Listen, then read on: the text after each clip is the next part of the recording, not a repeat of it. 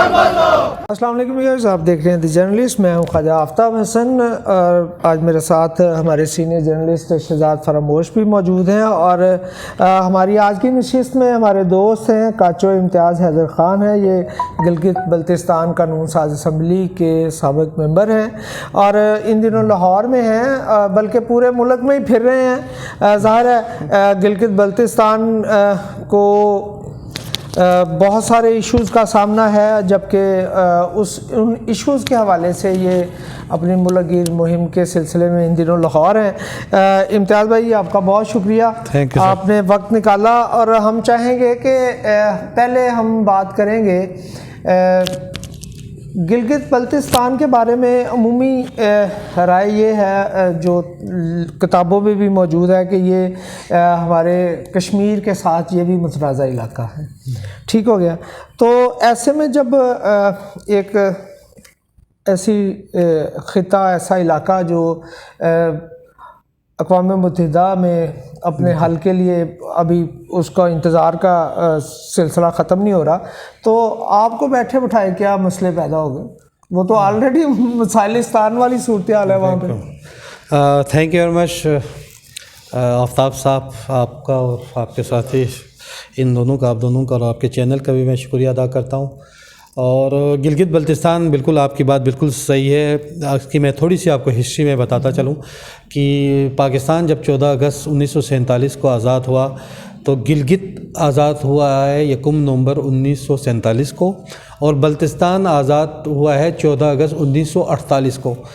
جب پاکستان آزاد ہوا تھا تو وہاں پہ ڈوگرا یعنی سکھ کی حکومت تھی، اور پچھلے کئی دہائیوں سے ان کی حکومت چل رہی تھی پورے گلگت بلتستان میں. وہی تو حکومت تھی جو یہاں رنجیت سنگھ، جی رنجیت سنگھ کی، بالکل اسی کا ایک ایپیسوڈ وہاں پہ موجود تھا.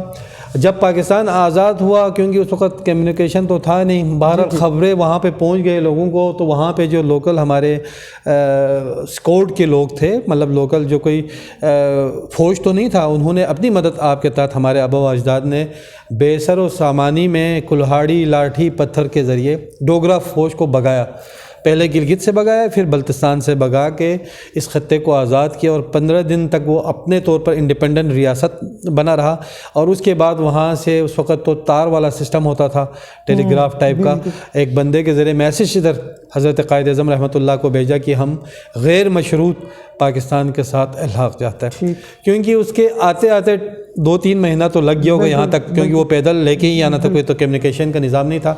تو مین وائل جب 1948 میں انڈیا کشمیر کے اندر آ گیا تو پاکستان اقوام متحدہ میں چلا گیا، اور اس کو کشمیر کے ڈسپیوٹ کے اوپر اقوام متحدہ کی قرارداد وہاں پہ دیا گیا، اور تاکہ اس کا حل کر جائے. تو جب گلگت بلتستان سے جب پیغام آیا تو انہوں نے کہا جی، کیونکہ گلگت بلتستان کو بھی ہم اس ایشو کے ساتھ نتھی کریں گے، تاکہ کل کو اس کی ووٹنگ ہوں گے تو یہ علاقہ جو ہے نا، اس علاقے کا ووٹ بھی پاکستان کے حق میں ملے گا. بیسکلی اس کنسیپٹ کے تحت ہمیں شامل کیا گیا. گو کہ کشمیر کے ساتھ ہمارا کوئی نہ جغرافیکل لنک ہے، نہ کلچرل کوئی تعلق ہے، نہ مطلب رسم و رواج، ہر چیز ڈیفرنٹ ہے، ٹوٹلی ڈیفرنٹ ہے. اور ایون جغرافیکل کوئی فاصلہ بھی بہت زیادہ ہے. ابھی تک کہیں فزیکلی جغرافیکلی کہیں سے ہم ٹچ نہیں ہے کشمیر کے ساتھ. یعنی ہماری باؤنڈری یا تو انڈیا کے ساتھ لگتی ہے، جو تاریخی طور پر بلتستان کا حصہ تھا، کارگل، لداخ آپ نے سنا ہوگا، جو لٹل تبت اسکردو کو کہتے تھے، گریٹر تبت یعنی تبت خرد اسکردو کو کہتے تھے، تبت کلاں جو ہے نا کارگل لداخ کو کہتے تھے. ان کے قد و خال آپ سے ڈیفرنٹ ہے؟ نہیں، ڈیفرنٹ نہیں ہے. ہمارے اصل میں میری اپنی جو وہ ہے، میں نسلاً راجہ فیملی سے ہوں، مقبول فیملی سے، تو شاید میری فزیکس اور وہ تھوڑی ڈیفرنٹ ہوں گی. لیکن ہمارے جو گانچھے ایریا ہے، خپلو ایریا جو بارڈر لگتا ہے، وہ بالکل سیم ہے جو کرگل کے لوگ ہیں، اور زبان ہماری وہیں بولی جاتی ہے. ہمارا جو جغرافیکل لنک وہاں سے ہے. تو یہ تمام جی بلتی بولی جاتی ہے، اور بلتستان میں بلتی بولی جاتی ہے، گلگت میں پھر شنا ہے، اور 2-3 اور زبان بھی ہے، 5-6 زبانیں وہاں پہ بولی جاتی ہے. تو یہ تمام چیزیں ہوا. تو یہی ہم ایکسپیکٹ کر رہے تھے کہ کوئی اس طرح کا ہوگا، لیکن افسوس کے ساتھ ہمیں کہنا پڑ رہا ہے کہ 76 سال تقریباً گزر گئے، اب تو 76 سال بھی پورے ہوئے. ہم اس انتظار میں ہیں کہ کب ہمیں اپنی شناخت ملیں گے. اور یہ مسائل ابھی سے نہیں چل رہے ہیں. میں آپ کو بتاتا چلوں، جب میں خود ممبر اسمبلی تھا اور اپوزیشن میں تھا، ہم نے بھرپور احتجاج کیا آئینی حقوق کے لیے. آئینی حقوق مین ہم یہ کہہ رہے ہیں کہ ہمیں جس طرح فاٹا کو آپ نے قومی ادارے میں شامل کیا پاکستان کے ساتھ، ہمیں بھی شامل کرے. اور 76 سال سے آپ یہ دیکھیں کہ ایک یونیک تحریک گلگت بلتستان کے عوام ایک ریکویسٹ بیس پہ کر رہا ہے پاکستان کے حکمرانوں کو اور یہاں پہ موجود مقتدر اداروں کو کہ آپ ہمیں پاکستان میں شامل کریں. اب تو آپ دیکھیں دنیا میں علیحدگی کی تحریکیں چل رہی ہے، لیکن گلگت بلتستان کے لوگوں کو آپ سلام پیش کریں. میں تو پیش کروں گا اس لیے کیونکہ وہ اب بھی پاکستان سے محبت کرتے ہیں اور پاکستان کا حصہ بننا چاہتا ہے، قانونی حصہ بننا چاہتا ہے. لیکن پچھلے ادوار میں میاں نواز شریف کے دور میں بھی سرتاج عزیز کی کمیٹی بنی اور فیصلہ ہوتے ہوتے آخری ٹائم پہ ان کی حکومت چلی گئی تو نون والے یہی کہتا ہے جی میاں صاحب ہوتے تو شاید بچ جاتا. پھر عمران خان صاحب آئے تو انہوں نے ڈے فرسٹ میں اعلان کیا کہ ہم گلگت بلتستان کو قومی ادارے میں لائیں گے. 4.25 سال رہے، انہوں نے کچھ نہیں کیا. لیکن یہاں پہ میں یہ ضرور کہوں گا کہ پیپلز پارٹی نے، زرداری صاحب نے پہلی دفعہ ایک شناخت دی 2009 میں، سیلف امپاورمنٹ آرڈر دیا. اور گلگت بلتستان میں اس سے پہلے جو نا ہمارا چیف ایگزیکٹو ہوتا تھا، تو یہ سیٹ اپ جو صوبائی سیٹ اپ ہے وزیر اعلیٰ والا، انتظامی سیٹ اپ، اور اس میں پہلے نہیں تھا. یہ 2009-10 میں ہوا ہے اور اس کے بعد پہلا الیکشن ہونے کے بعد پیپلز پارٹی کو ہی حکومت ملی اور سید مہدی شاہ ہمارے پہلے وزیر اعلیٰ تھے. تو یہ ایک کریڈٹ ان کو ضرور جاتا ہے، لیکن یہ ایک نامکمل سیٹ اپ تھا. گو کہ اس کے اندر بہت ساری خامیاں ہیں جس پہ ہم ڈسکس بھی کریں گے، لیکن ایٹ لیسٹ پہلا سٹیپ آپ کہہ سکتا ہے. لیکن ہمیں امید تھی میاں صاحب کے دور میں کہ اگلا سٹیپ ملنا چاہیے تھا. خان صاحب کے دور میں ہمیں مزید امید تھی کہ اس سے اگلا سٹیپ ہمیں ملنا چاہتا، لیکن یہ نہیں ملا. تو یہ معاملات تو چلتے آ رہے ہیں بہت پہلے سے، اور لوگوں نے وقتاً فوقتاً مختلف اس ایشوز پہ بات بھی کرتے رہے. لیکن ریسنٹلی وہاں پہ یہ ہوا کہ جی بی کی اپنی گورنمنٹ نے وہاں پہ لوگوں پہ ٹیکس لاگو کیا. تو آپ کو پتہ ہے دنیا میں قانون واضح ہے کہ نو ٹیکسیشن وداؤٹ ریپرزنٹیشن، یعنی جب تک آپ کو قومی اداروں میں، قومی اسمبلی میں، سینٹ میں، NFC ایوارڈ میں جب تک ہمیں شامل نہیں کیا جاتا ہے آپ ٹیکس لاگو کر ہی نہیں سکتے. اور بڑا انٹرسٹنگ آپ کو بتاتا چلوں، وہ جو ٹیکس لگائے اس میں سے بہت سارے ٹیکس ایسے ٹیکس ہے جو جی بی گورنمنٹ لاگو کر ہی نہیں سکتے، وہ فیڈرل سبجیکٹ ہے. باوجود اس کے کہ انہوں نے بہت جلد بازی میں، ہمارے جو اس وقت کے اسمبلی وہاں پہ بیٹھی ہوئی ہے حکمران جماعت اور اس کے جو اتحادی ہے، انہوں نے بغیر دیکھے بغیر پڑھے ایک بل کو پاس کیا، گلگت بلتستان ریونیو اتھارٹی بل. نام انہوں نے ریونیو اتھارٹی بل رکھا، اور اس کے اندر جب ہم پڑھتے ہیں تو اس میں شاید ہی کوئی ایسی چیز چھوڑی ہے جس پہ اس نے ٹیکس نہ لگا ہو. انڈائریکٹ ٹیکس تو ہم دے ہی رہے تھے پہلے ہی سے، ہر چیز پہ، کھانے پینے کی چیزوں سے لے کر ماچس سے لے کر پین سے لے کر کتابوں تک. اب وہ تمام ڈائریکٹ ٹیکسز جس میں بجلی کے بل کے اوپر ٹیکس، پانی پہ ٹیکس، اچھا دکانداروں پہ ٹیکس، نوکری پیشہ افراد پہ ٹیکس، کاروباری حضرات پہ ٹیکس، آپ کے جتنے سروسز ایریا ہے ان پہ ٹیکس، ایگریکلچر ٹیکس، اچھا گاڑیوں پہ ٹیکس، آپ کی پراپرٹی پہ ٹیکس، بینک میں آپ کے پیسے ہیں یا آپ کی پراپرٹی پڑی ہوئی ہے، زمین ہے، بلڈنگ ہے، ان پہ ٹیکس. میرے خیال میں اب سمپلی یہ بھی کہہ سکتے ہیں کہ کفن سے لے کر قبر تک انہوں نے ٹیکس لگا لیا. اب اس حالت میں آپ بتائیں کہ وہاں کے لوگ احتجاج کیوں نہ کریں. میں ایک بات یہاں پہ کرنا چاہتا ہوں کہ جب زرداری گورنمنٹ نے آپ کو انتظامی دھارے میں لے کے آئے ہیں، اس وقت سے اب تک لوگوں میں کیا سیاسی شعور مزید بیدار نہیں ہوا؟ پہلے ایسے نہیں تھا. بالکل، پہلے بالکل ہی نہ تھا. پہلے تو بالکل بس پتہ بھی نہیں چلتا تھا، اتنا زیادہ وہ تھا. جب پہلی دفعہ زرداری نے یہ دیا تو اس کے بعد سیاسی شعور نہ صرف بڑھا بلکہ فرسٹ ٹائم جو ہے نا وہاں پہ قومی لیول پہ، جو پارٹی لیول پہ الیکشن بھی ہوئے گلگت بلتستان کے.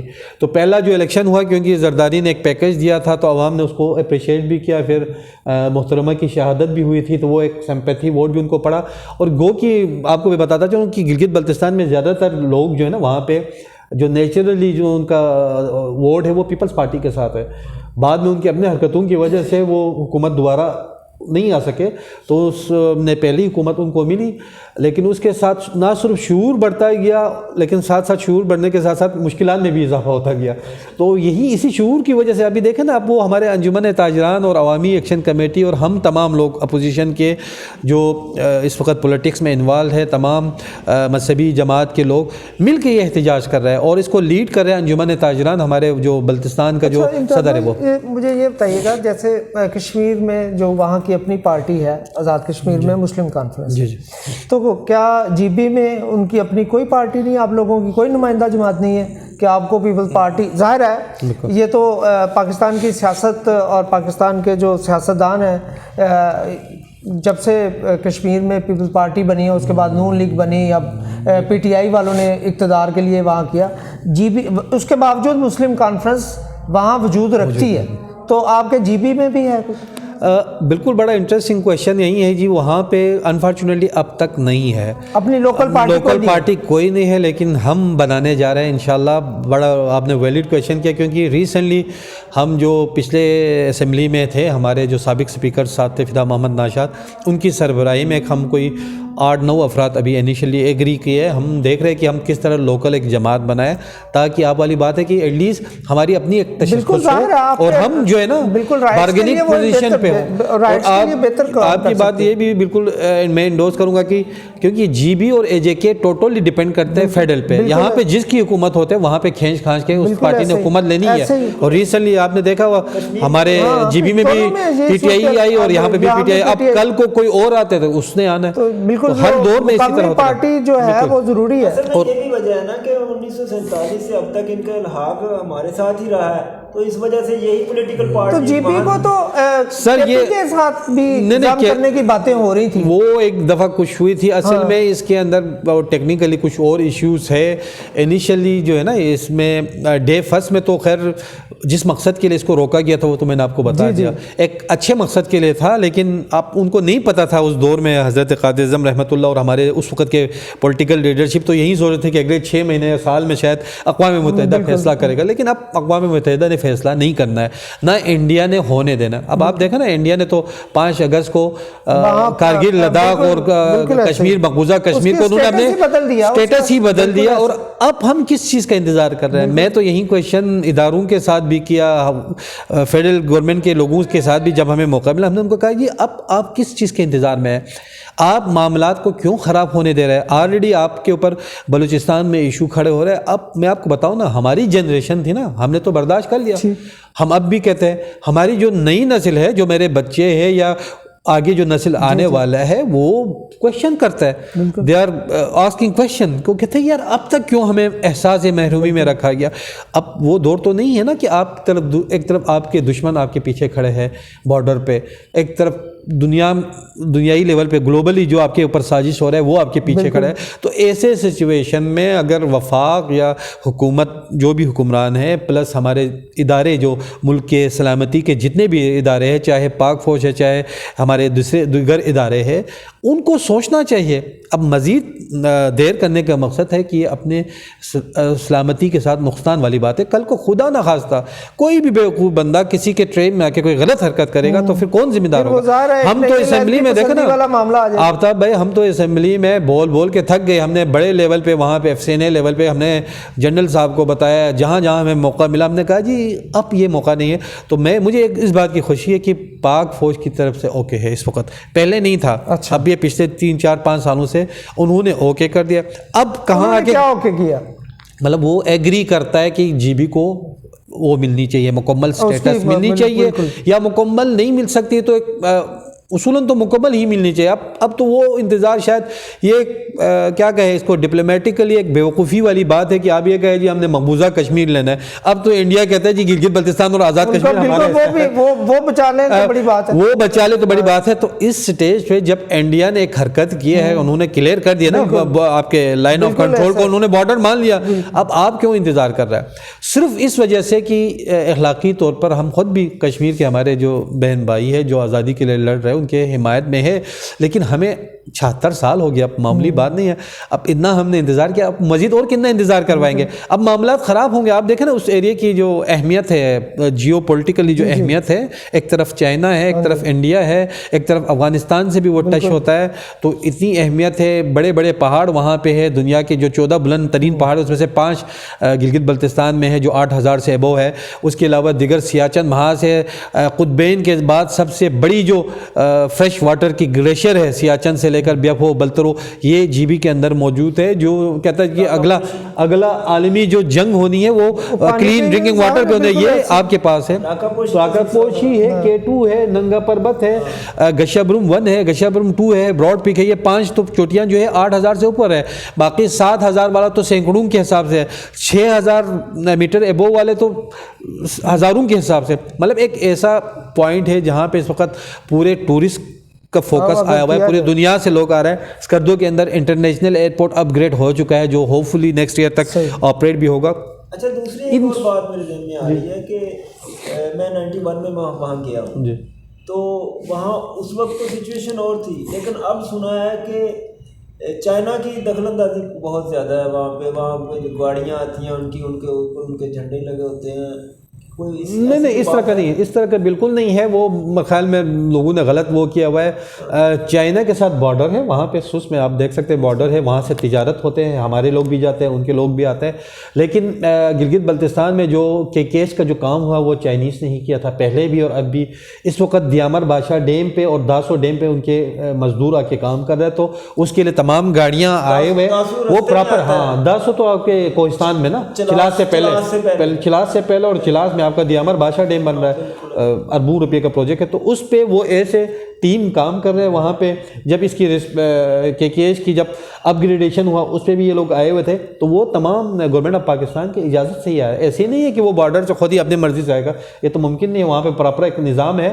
لیکن چائنا کا انفلوئنس یقیناً وہ چاہیں گے بھی، کیونکہ ان کا جو سی پیک کا جو روٹ وہاں سے نکلا ہوا ہے۔ اب ایک اور بات بھی ہو رہی ہے کہ الٹرنیٹیو روٹ جو ہے نا، یارکن سے ہوتے ہوئے شگر سے ہوتے ہوئے اسکردو میں میرا اپنا حلقہ ہے جہاں پہ یہ ایئرپورٹ وغیرہ ہے، کچرا وہاں سے، جی شارع ریشم ہے وہاں چائنا سے جو آتا ہے۔ اب اسکردو سے گلگت کا ہے جگلوٹ اسکردو روڈ، لیکن اب شارع ریشم کا متبادل وہ کہہ رہا ہے کہ جو سیکنڈ الٹرنیٹیو روڈ ہے وہ آئے گا شگر، یارکن سے آئے گا شگر سے ہوتے ہوئے، شگر ایک ڈسٹرکٹ ہے بلتستان کے اندر، اسکردو شہر میں آئیں گے، شہر کی دوسری طرف میرا اپنا گاؤں ہے وہاں سے گزرے گا، اور پھر اس نے جانا ہے استور سے، شنٹر سے یہ تاؤ بٹ سے ہوتے ہوئے، نیلم ویلی سے ہوتے ہوئے، آزاد کشمیر سے ہوتے ہوئے ادھر۔ تو یہ جو ہے نا آپ کا جو ایگزسٹنگ جو کیش کا راستہ ہے نا، اس کو مزید 50% وہ کٹ ڈاؤن کرتا ہے فاصلے کے لحاظ سے، لیکن اس پہ اربوں ڈالر روپیہ چاہیے، وہ پھر ڈیپینڈ کرتے ہیں اس کے اوپر کیا کہتے ہیں۔ ایک اور چیز ابھی ہم چونکہ ظاہر ہے اس کی اپنی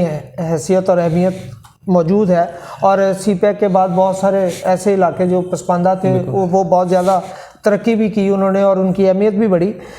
مجھے یہ بتائیے گا کہ جی بی کے جو لوکل مسائل ہیں، ایک تو سیاسی، چونکہ وہاں پہ اپنا کوئی پارٹی نہیں ہے، یہ تو ہمیں سمجھ آ گئی، ہمارے ویورز کو بھی پتہ چل گیا کہ اسی لیے باہر کی پارٹیوں کا عمل دخل زیادہ ہو گیا کہ لوکل لوگ نہیں ہے وہاں پہ۔ لوگوں کو جو آپ 75 سال سے جن 75 سالوں کی بات کرتے ہیں، وہاں پہ اب سرکاری عمل دخل تو یہاں سے اب ہوا، اس سے پہلے تو ظاہر ہے اسٹیبلشمنٹ چلاتی تھی اس کو۔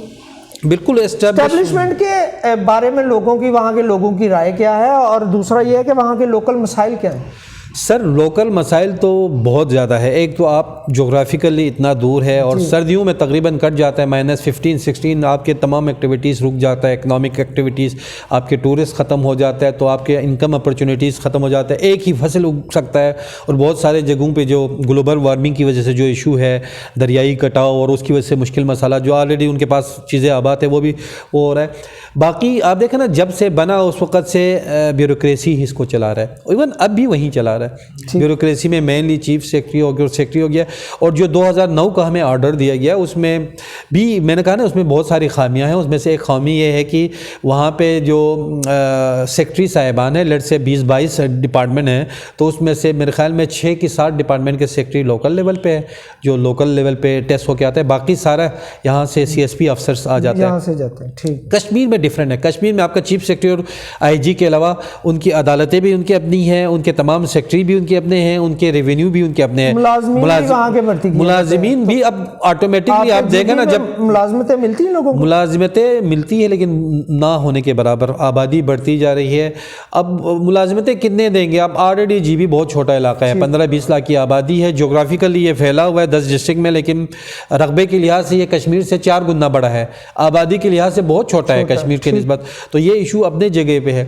تو مسائل میں یہی ہے جی، سب سے زیادہ آپ کا جو کمیونیکیشن کا نظام ہے، سردیوں میں فلائٹیں رک جاتی ہے، یہ ہے، مہنگائی بہت زیادہ ہے، بے روزگاری بہت زیادہ ہے، اس پہ گورنمنٹ کی مہربانی، اس وقت کی جو گورنمنٹ ہے وہاں پہ پی ٹی آئی اور اس کے اتحادیوں کی مہربانی، جنہوں نے عوام پہ بغیر دیکھے ٹیکس لاگو کیا ہے، جس میں ہر چیز پہ وہ ٹیکس لینے کے چکروں میں ہے. تو اسی پہ وجہ سے یہ جو انجمن تاجران اور جو عوامی ایکشن اور ہم لوگ تمام جو سیاسی لوگ ہیں اور مذہبی لوگ ہیں، ہم نے اکٹھے ایک جد و جہد کا آغاز کیا، اور پچھلے آج 8واں دن ہے پورے جی بی میں اور بالخصوص بلتستان کے اندر. اور کل انہوں نے دوبارہ باضابطہ دعوت دیا. آج ہماری جو ٹیم ہے وہاں پہ انجمن تاجران کے وفد گلگت گئے ہیں، ان کے ساتھ مذاکرات کریں گے، کیونکہ اس میں بہت سارے ایشوز ہیں. پوائنٹس میں آپ کو بتاتا چلوں نا، صرف ایک ٹیکس پہ نہیں ہے، ایک ٹیکس کے خلاف ہے، ایک وہاں پہ جو خالصہ سرکار جسے کہتا ہے، یہ سمجھنے والی چیز ہے. یہ کیا چیز ہے خالصہ سرکار؟ یہ کہ جب سکھوں کے دور میں انہوں نے ایک یہ رکھا تھا کہ جو آباد والے زمین تھے اس پہ وہ مالیہ لیتے تھے، یعنی ٹیکس لیتے تھے، اور جو غیر آباد بنجر زمین ہے، جو آپ کے داس میدان ہو گئے یا جس میں آپ چراگاہ ہے، وہ انہوں نے اپنا ڈکلیئر کیا تھا کہ یہ سرکار کی زمین ہے، یہ خالی زمین ہے اور یہ سرکار کی زمین ہے. وہ ایک سکھ کا نام تھا، اس نام پہ اس کو پڑھا گیا. اور اب تک دیکھیں نا، سکھ تو چلے گئے ہیں، ہمارے لوگوں نے خود بگایا، اب بھی ہم وہی سسٹم کو دے رہے ہیں. اب بھی گورنمنٹ کی مرضی ہوتی ہے تو وہ لوگوں کی زمینوں پہ جبری قبضہ کرتے ہیں اور کہتا ہے جی یہ سرکار کی زمین ہے. ہم کہتے ہیں یار کون سی سرکار؟ ایک طرف سے تو آپ ہمیں ایکسیپٹ ہی نہیں کر رہے ابھی تک، ایک طرف سے آپ کہتے ہیں جی آپ آئینی شہری نہیں ہیں، دوسری طرف جب آپ کو ضرورت پڑتی ہے تو آپ کہتے ہیں جی یہ سرکار کی زمین ہے. Double standard. اور نہیں اس کا ایک اور میں آپ کو بتاؤں نا، اسٹیٹ سبجیکٹ رول جو کہ کشمیر میں اس وقت بھی موجود ہے. جموں کشمیر میں تھا، شاید ختم ہوا ہوگا، ادھر انڈیا کے پاس جو کشمیر ہے وہاں پہ شاید لاسٹ ٹائم ختم ہوا، لیکن آزاد کشمیر میں ابھی موجود ہے. گلگت بلتستان میں بھی یہ موجود تھا، لیکن یہ 74 میں یا ارلی 70s میں اس کو ختم کیا گیا. اور اس کو کیوں ختم کیا گیا؟ جان بوجھ کے ختم کیا گیا تاکہ وہاں کی ڈیموگرافی کو چینج کیا جائے. یہ ایک بڑا انٹرسٹنگ چیز ہے کہ وہاں کی جو قلیل آبادی ہے وہاں پہ وہ پینیٹریٹ کرنا چاہتا ہے، یہاں سے لوگ جا کے بسانا چاہتا ہے تاکہ وہاں کی وہ ڈیموگرافی ان بیلنس ہو. اور جب ان بیلنس ہوں گے تو یقیناً اس کے بعد شرارتیں پیدا ہوں گے. اور ایک کافی عرصے تک آپ نے سنا ہوگا کہ گلگت بلتستان خصوصاً گلگت کے اندر فسادات ہوئے، مذہبی فسادات ہوئے، علاقائی فسادات ہوتے رہے. لیکن الحمدللہ پچھلے ہم جب ممبر تھے اس دور میں، مسلم لیگ نون کے دور میں، سب سے اچھا کام یہ ہوا کہ وہاں پہ یہ فسادات رک گئے. اور پچھلے 7-8 سالوں سے کوئی بڑا اس طرح کے وہ چیزیں نہیں ہیں. کہ انڈیا کی مداخلت ہے وہاں پہ؟ کوئی مداخلت نہیں ہے، اور انڈیا سے شدید نفرت کرتے ہیں ہمارے لوگ، انتہائی قسم کے باوجود اس کے کہ ابھی تک حکومت پاکستان نے ہمیں اپنا ڈیو رائٹ نہیں دیا ہے. لیکن اب بھی میں نے آپ کو کہا نا کہ اب بھی ہمارے لوگ کہتے ہیں جی ہم پاکستان میں شامل ہونا چاہتے ہیں. نہیں تو آپ دنیا میں ابھی سرچ کریں، گوگل کریے کہ کون سے ایسا علاقہ ہے جو ملک میں شامل ہونے کے لیے تحریک چلا رہا ہے. یہاں پہ تو ہر تحریک جو ہے نا ملک سے علیحدگی کے لیے، چاہے وہ پاکستان میں ہے، چاہے یورپ میں ہے، چاہے انڈیا کے اندر ہے. 3-4 قسم کے تو انڈیا میں چل رہا ہے. آمد و رفت کے بارے میں تھوڑی سی بات کر لیں. جی جب میں 91 میں گیا تو یہاں سے ناٹکو جاتی تھی. جی بالکل. ناردرن ایریا ٹرانسپورٹ کمپنی، اس کی بس جاتی تھی، وہ میرا خیال ہے گورنمنٹ کی ہے، اب بھی وہاں پہ جاتی تھی. تو میرا خیال ہے پنڈی سے گلگت تک پہنچنے میں 24 گھنٹے لگتے تھے تقریباً. ہاں جی. تو وہاں پہ جو اخبارات تھے وہ دوسرے یا تیسرے دن پہنچتے تھے. بالکل ہم دیکھتے تھے کہ یار 3 دن پرانا 24 تاریخ کا اخبار ہم 26 کو پڑھ رہے ہیں، باسی اخبار پڑھ رہے ہیں. صحیح بات. تو اب کیا سچویشن ہے؟ اب کافی بہتر ہوا ہے کمیونیکیشن. ایک تو یہ کیش بننے کے بعد تو کافی بہتر ہوا، پھر اس کی اپ گریڈیشن ہوئی، اور اس کے بعد پھر یہاں پہ بابوسر سے راستہ بن گیا جو گرمیوں میں اوپن رہتا ہے، بابوسر ٹاپ کے تھرو، یہ ناران کاغان کے تھرو. اب جو ہے نا اگر آپ اپنے کار میں جاتا ہے تو 10 سے 11-12 گھنٹے میں آپ گلگت پہنچتے ہیں، 13 سے 14 گھنٹے میں آپ سکردو پہنچتے ہیں بائی روڈ. اگر بائی ایئر آپ جائے سے بھی کوئی راستہ جی ناران کاغان والا تو وہی ہے نا بابوسر والا، لیکن وہ ابھی بند ہے، سردیوں میں بند ہے. آپ اس کو آل ویدر کرنے کے لیے وہ ٹنل کرنے کا پربت ادھر سے بھی نظر آتا ہے. جی نارنگا پربت آپ جب جائیں گے نا بونجی کے پاس پہنچیں گے، چلاس کو کراس کرنے کے بعد وہاں سے ننگا پربت کا ویو ہے، بونجی کے سامنے سے آپ کو نظر آتا ہے. لیکن چلاس کی پہاڑی تو خشک ہے نا. جی بالکل کچھ بھی نہیں. چلاس کے پہاڑوں میں تو آپ کو وہاں پہ درخت ہے، جنگلات ہے. باقی بلتستان کے گلگت بلتستان کے وہ خشک ہے، لیکن اللہ تعالیٰ نے جہاں پہ آپ دیکھیں نا کشمیر کے اندر جنگلات ہے تو وہاں پہ معدنیات ہے، قیمتی پتھر، اتنے قیمتی پتھر ہے کہ ایک چنار باغ بھی تھا. چنار باغ وہ جگہ ہے جہاں پہ ہماری پرانی اسمبلی ہوتی تھی، اور اب وہاں پہ سی ایم کا آفس بھی ہے اور سیکریٹریٹ بھی اور اس کا ہاؤس بھی ہے سی ایم کا. لیکن اب نئی ہمارے اسمبلی بہت اچھی اسمبلی بنی ہے. اب نیکسٹ جب آئیں گے گلگت میں آپ ضرور وزٹ کریں. گلگت بلتستان کی جو اسمبلی ہے وہ یہاں کی جو قومی اسمبلی اس لیول کا بنا ہے, بہت اعلیٰ بنا ہے, بہت اچھا خاصا انہوں نے جگہ اور ڈیوٹیاں. امتیاز یہ بتائیے گا کہ اب آپ نے لاہور میں بھی پروٹیسٹ, اسلام آباد میں بھی, بالکل گلگت بلتستان میں تو ہے ہی, بھی چل ہی رہا ہے. تھل بازو لے تھل بازو تھل بازو لے تھل بازو غیر آئینی ٹیکسز کا نفاذ نامنظور نامنظور نامنظور. تو آپ کو کیا لگتا ہے کہ کیا اس کا کوئی نتیجہ نکل پائے گا, یا کہیں آپ کی کوئی بات سنی جائے گی, یا آپ کو کیا لگتا ہے کہ کہیں کوئی اگر رکاوٹ ہے تو کون سی رکاوٹ ہے؟ میرے خیال میں رکاوٹ تو کوئی نہیں. حکومت جو سٹنگ گورنمنٹ اور اس کے اتحادی ہیں انہوں نے بیوقوفی کی ہے, بغیر پڑھے جو بل پاس کیا, اور ابھی تک ان کے منسٹر کہہ رہے ہیں کہ ہم نے ٹیکس نہیں لگایا, حالانکہ ٹیکس لگا ہوا ہے. مطلب اس سے آپ اندازہ کریں ان کی سیریسنس اور بزنس کو. اب ممبر ہم بھی رہے اسمبلی میں, ہم لوگوں کے مفاد کے کام کرتے تھے ایسے کام. اب یہی سیم ٹیکس بلدیاتی ٹیکس کے نام سے حفیظ الرحمان نے بھی لگایا تھا, 6 مہینہ ہم سے ٹیکس لیا بھی, ہم نے خود بھی ٹیکس دیا, لیکن اس وقت بھی یہی احتجاج ہوا. ہم نے اسمبلی میں احتجاج کیا, سڑکوں پہ احتجاج کیا, عوام نے احتجاج کیا, انجمن تاجران نے کیا, عوامی ایکشن کمیٹی وہاں پہ بنی ہوئی ہے ایک لوکل تنظیم, انہوں نے احتجاج کیا. اب یہ میں آپ کو بتا رہا تھا اس میں ٹیکس کی بات نہیں, ایک تو زمین کی بات ہے خالصہ سرکار کی, وہاں پہ بجلی کا ایشو ہے. 1 گھنٹے بجلی ملتی ہے اس وقت سکردور گلگت میں, صرف 1 گھنٹہ دن میں. یہ بھی بہت بڑا, نہیں بل تو دیا جاتا ہے بل, کیونکہ وہاں پہ ہائیڈرو سے بنتا ہے تو بہت سستی وہ ہے, 5-6 روپے میں بجلی ملتی ہے وہاں پہ. لیکن اب وہ 1 گھنٹے سے زیادہ آپ کو بجلی نہیں ملتی تو بل کس طرح سے لوگ دیں گے؟ بل دیا جاتا ہے. اب انہوں نے ان کے اوپر ٹیکس تک ہے, اس کا مسئلہ ہے. اس کے علاوہ اس کے علاوہ جو ہمارا مین مسئلہ ہے آئینی حقوق والا مسئلہ ہے, اس کے علاوہ آپ کی یہ زمینوں کا ہو گیا جس کے خالصہ سرکار پہ وہ قبضے کرنے کی کوشش کرتا ہے.